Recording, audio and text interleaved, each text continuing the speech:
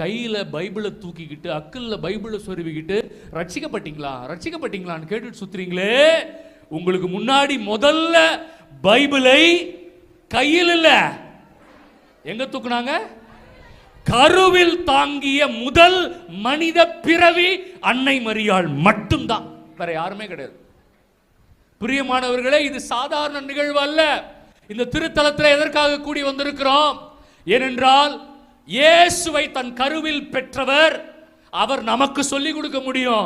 இயேசுவை எப்படி உன் உள்ளத்தில் பெற முடியும், இயேசுவை எப்படி உன் இல்லத்தில் பெற முடியும், எப்படி இயேசுவின் ஆசீர்வாதத்தை பெற முடியும் என்று சொல்லிக் கொடுக்க முதலில் தகுதியான நபர் அன்னை மரியாள் மட்டும்தான், வேற யாருமே இல்லை. கைகளை தட்டுங்க அவங்களுக்கு. அன்னை மரியாள் இயேசுவை ஏற்றுக்கொள்வதற்கு முன்பதாக இந்த உலகத்தில் இருந்தது யூத